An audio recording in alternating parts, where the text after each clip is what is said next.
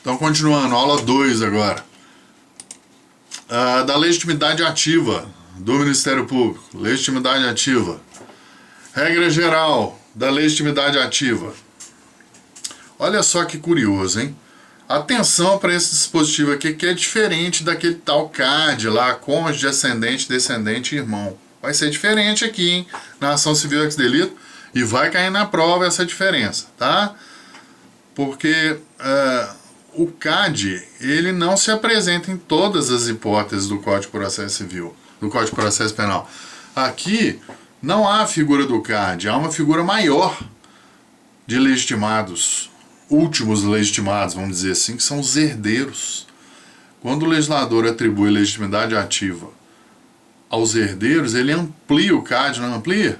Porque o CAD é só quem? Cônjuge ou companheiro, ascendente, descendente e irmão, nessa ordem. Só isso. Quando o Código fala em legitimidade ativa dos herdeiros, ele amplia, e amplia muito o CAD. Imagine uma família grande. Todos são legitimados numa ação civil, tá? Então vamos começar aqui só para a gente ilustrar aqui sobre a legitimidade ativa na ação civil ex delito. Quem tem legitimidade ativa? Regra geral e depois uma especificação dentro do Ministério Público, tá?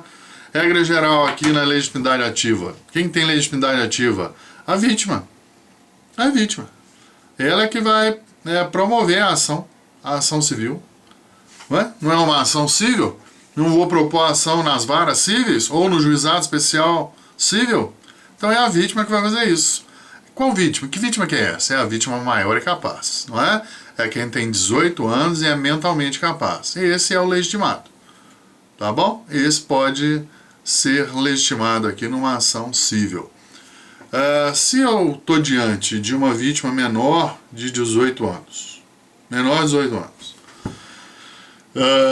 ou incapaz, mentalmente incapaz, aí eu tenho que falar na figura do representante legal. Tá bom? Pode ser o pai, a mãe, pode ser um curador, não é? Pode ser um curador, pode ser um tutor, tá? Aí eu estou falando do representante legal como figura gênero, que subdivide aí entre pai e mãe, né? O curador, né? O curador nomeado pelo juiz, pode ser um curador nomeado pelo juiz, ou pode ser aquele que detém a curatela, já detém a curatela requerida em juízo preteritamente, ou um tutor também que conseguiu a tutela preteritamente na justiça. Esses são os legitimados. Primeiro a vítima, depois o representante legal, tá bom? Atenção, não cabe o CAD, porque olha só a dicção do artigo 63. Legitimados para ação civil, vítima, representante legal, ou no caso de óbito ou ausência, quando a vítima falece, ou temos uma ausência, ele é declarado judicialmente ausente nos termos dos direitos das sucessões, aí eu tenho que a legitimidade passa aos herdeiros, todos os herdeiros, e não só ao CAD, tá?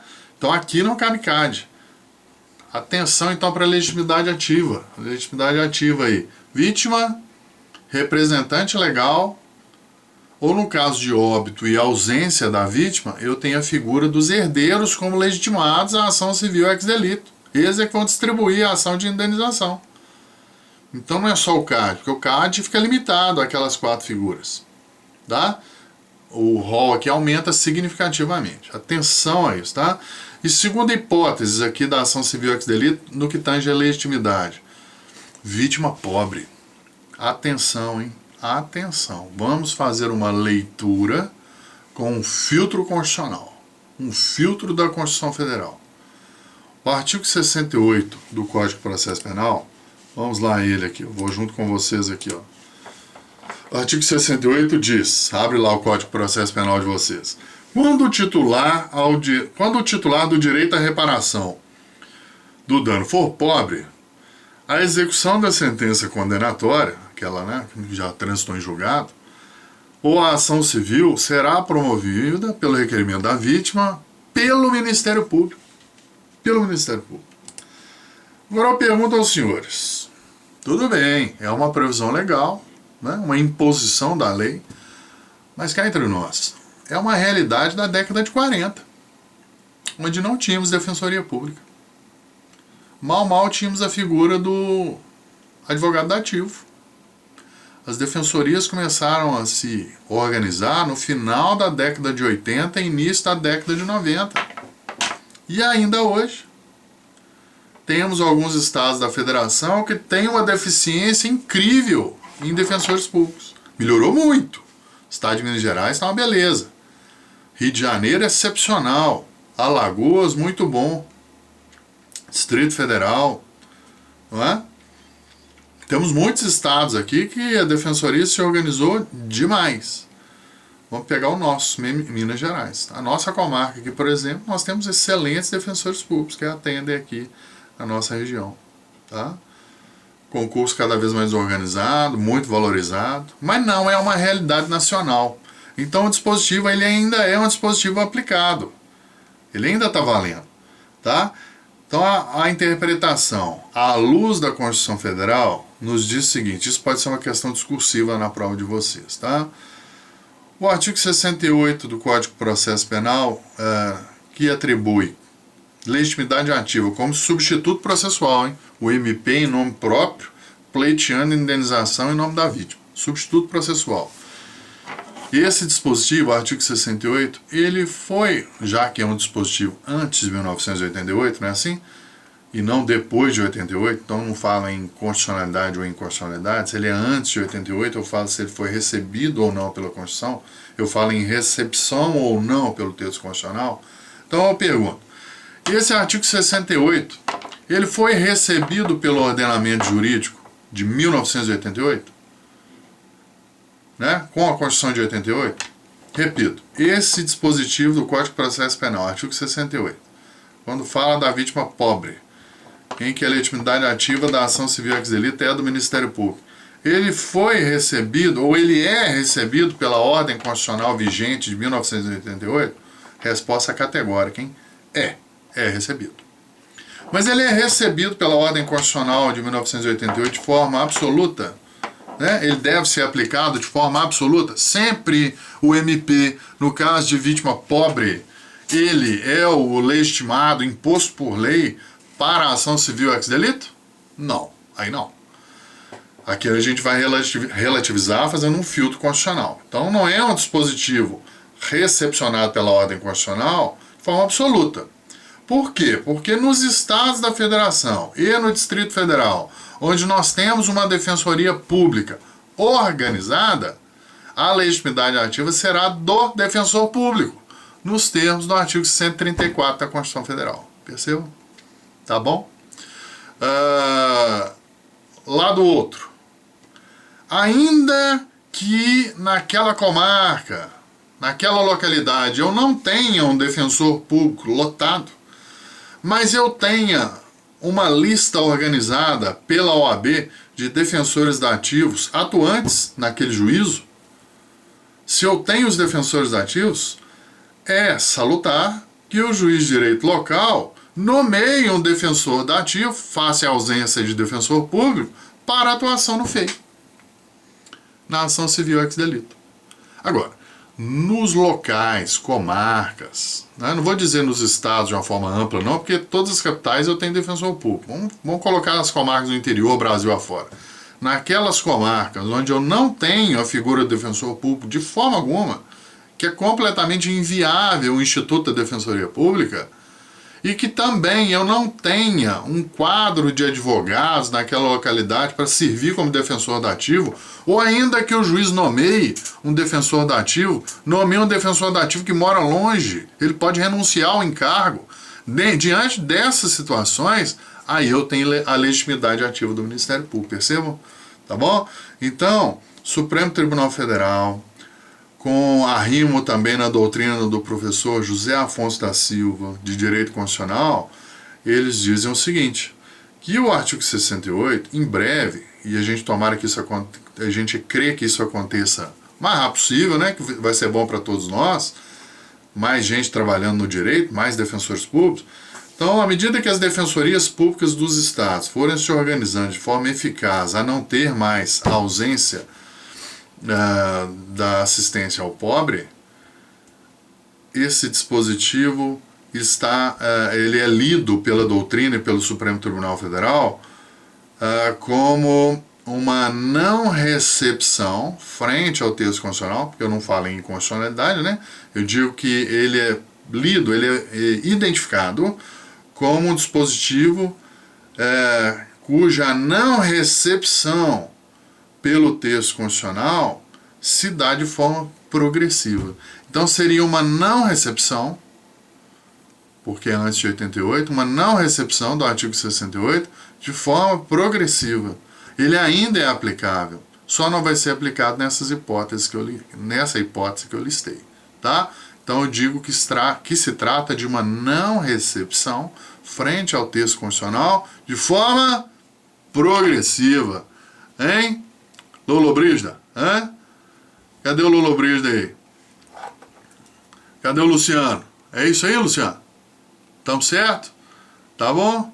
Diego, Hugo, pessoal do B, pessoal do A, quer dizer, Diego, Hugo, tudo certo aí? Filipão, beleza, hein? Vamos continuar aqui. Eu citei aqui um dispositivo, um recurso extraordinário aqui, quem quiser consultar, tá disponível lá no site. Competência, duas correntes. Aonde que vai ser distribuída essa ação civil ex delito? Aonde? Duas correntes.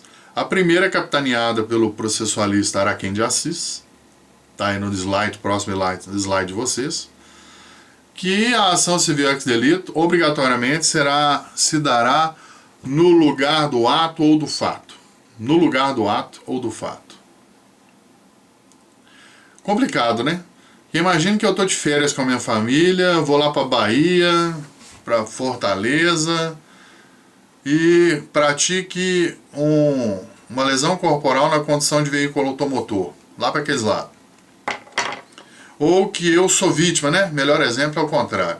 Eu vítima, passando férias lá em Fortaleza, e sou lesionado por alguém na condição de veículo automotor.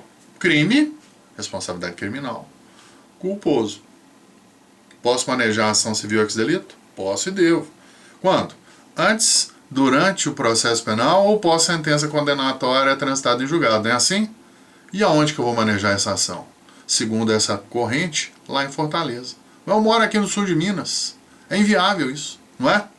Não tem sentido isso, sob o ponto de vista da vítima.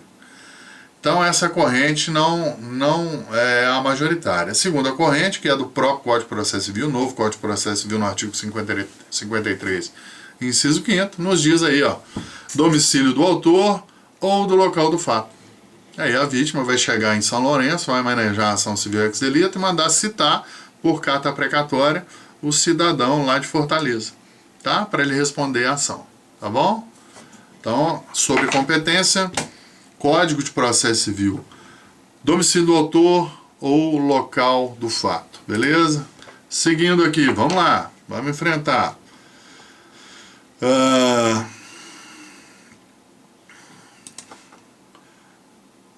Sistemas processuais. Vamos lá, sistemas processuais, próximo slide. O professor Nestor Távora, ele aborda algumas modalidades de sistemas processuais em que nós temos esse intercâmbio do procedimento civil e do procedimento criminal. Eu citei dois, tá? Basicamente o fundamento disso é o artigo 387, inciso 4º, que determina que o juiz, na sentença, fixe o valor da indenização para a parte, tá? É assim? Fixe o valor da indenização para a parte. Primeiro sistema da confusão. Então, eu posso, numa mesma ação, seja, no caso aqui, a ação criminal, eu posso pleitear a responsabilidade criminal numa queixa-crime, ou mesmo eu, como advogado, assistente da acusação numa denúncia, numa inicial acusatória do promotor, numa denúncia, como assistente da acusação, posso pleitear a responsabilidade civil. O promotor vai pleitear a responsabilidade criminal e eu, como assistente da acusação no mesmo processo, vou pleitear a reparação civil. É possível isso, sistema da confusão, tá? Perfeitamente possível isso no Brasil hoje. Só que vigora ainda no Brasil o sistema da separação e independência, porque em algumas situações o juiz do civil, por exemplo, pode sobrestar o processo civil, aguardando um julgamento no processo criminal. Então eu entro com uma ação civil concomitante a um processo criminal, o juiz civil, para evitar uma decisão, já que a minha vara civil é mais rápido em termos de processo, para evitar uma decisão conflitante e que ele verifica que eu no processo criminal eu posso ter uma absolução, ele espera, ele suspende o processo civil daquela ação de indenização enquanto não for julgado o processo criminal. Tá? Então suspende aí o processo civil. Tá? Então, por esses termos, segundo o professor Nestor Távora, nós trabalhamos hoje com um sistema da separação ou independência dos procedimentos cíveis e criminal. Separação. Mas não é uma separação ou independência absoluta, por conta do artigo 387, inciso 4. Então é um sistema de apuração da responsabilidade civil e criminal de forma separada? É. O que se busca no contexto do processo penal é isso. Todavia, ele não é um sistema absoluto, e sim é um sistema de separação e independência limitado ou mitigado. Por quê? Porque se eu, vítima, seja como assistente da acusação, na inicial do promotor, na denúncia, se eu, vítima, na queixa-crime, além de apurar a responsabilidade criminal, eu pleitear a minha indenização e for algo que seja factível de ser apurado na vara criminal, porque se for algo complexo, obrigatoriamente, segundo o princípio da separação e independência, eu vou ter que me valer de uma liquidação, de um processo de conhecimento no cível. Se não for tão complexo, eu posso pedir. Se for muito claro o pedido de indenização, eu posso pedir como vítima, né, aos meus herdeiros. Tá? Então, vigora o sistema processual, que a princípio parece que é o sistema da confusão, mas não é. Vigora o sistema da separação ou independência da apuração das responsabilidades civil e criminal de forma limitada ou mitigada, tá? São procedimentos separados, mas se admite excepcionalmente, segundo a legislação, eu cumular o procedimento dependendo da situação, tá? A critério da vítima, vamos dizer assim, e a critério do dano que foi